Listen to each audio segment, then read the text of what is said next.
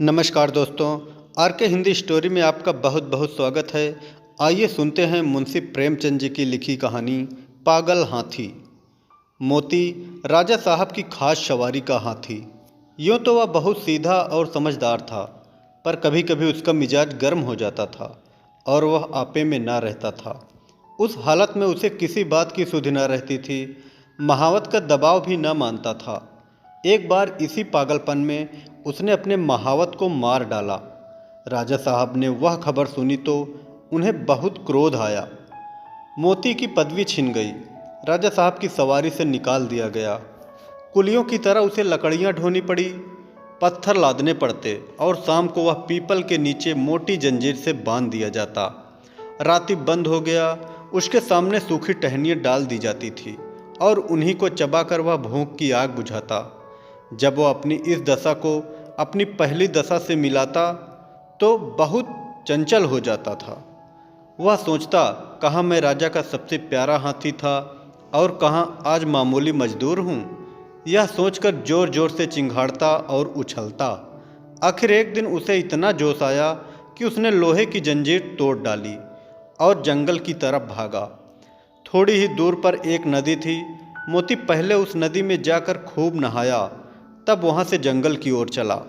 इधर राजा साहब के आदमी उसे पकड़ने के लिए दौड़े, मगर मारे डर के कोई उसके पास जा न सका। जंगल का जानवर जंगल ही में चला गया। जंगल में पहुंचकर अपने साथियों को ढूंढने लगा। वह कुछ दूर और आगे बढ़ा तो हाथियों ने जब उसके गले में रस्सी और पाँव में टूटी जंजीर देखी तो उससे मुंह फेर लिया। उसकी बात तक न पूछी। उनका शायद मतलब था कि तुम गुलाम तो थे ही, अब नमक हराम गुलाम हो। तुम्हारी जगह इस जंगल में नहीं। जब तक वे आंखों से ओझल ना हो गए, मोती वहीं खड़ा ताकता रहा। फिर न जाने क्या सोचकर वहाँ से भागता हुआ महल की ओर चला। वह रास्ते में ही था कि उसने देखा कि राजा साहब शिकारियों के साथ घोड़े पर चले आ रहे हैं।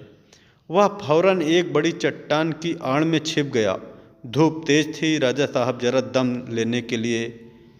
अचानक मोती आड़ से निकल पड़ा और गरजता हुआ राजा साहब की ओर दौड़ा। राजा साहब घबराकर भागे और एक छोटी झोपड़ी में घुस गए। जरा देर बाद मोती भी पहुंचा। उसने राजा साहब को अंदर घुसते देख लिया था।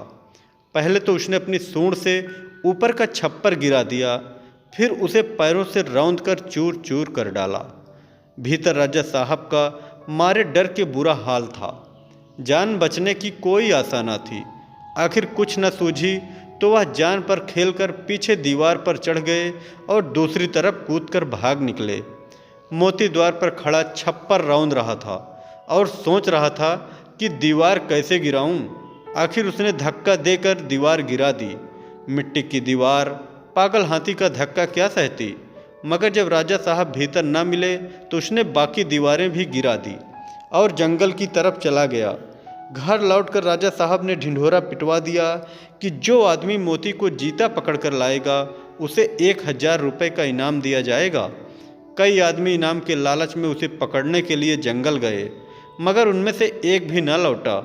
मोती के महावत के एक लड़का था, उसका नाम मुरली था। अभी वह कुल 8-9 वर्ष का था। इसलिए राजा साहब दया करके उसे उसकी माँ को खाने पहनने के लिए कुछ खर्च दिया करते थे। मुरली था तो बालक, पर हिम्मत का धनी। कमर बांधकर मोती को पकड़ने के लिए तैयार हो गया। मगर माँ ने बहुतेरा समझाया और लोगों ने भी मना किया, मगर उसने किसी की एक ना सुनी और जंगल की ओर चल दिया। जंगल में गौर से इधर उधर देखने लगा। आखिर उसने देखा कि मोती सिर झुकाए उसी पेड़ की ओर चला आ रहा है। उसकी चाल से ऐसा मालूम होता था कि उसका मिजाज ठंडा हो गया है। ज्यों ही मोती उस पेड़ के नीचे आया, उसने पेड़ के ऊपर से पुचकारा, मोती। मोती इस आवाज़ को पहचानता था, वहीं रुक गया और सिर उठाकर ऊपर की ओर देखने लगा। मोती को देखकर पहचान गया, यह वही मुरली था जिसे वह अपनी सूंड में उठाकर अपने मस्तक पर बिठा लेता था। मैंने ही इसके बाप को मार डाला है। यह सोचकर उसे बालक पर दया आई। खुश होकर सूंड हिलाने लगा। मुरली उसके मन के भाव को पहचान गया।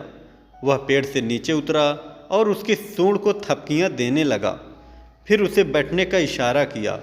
मोती बैठा नहीं, मुरली को अपनी सूंड से उठाकर पहले की तरह अपने मस्तक पर बिठा लिया और राजमहल की ओर चला।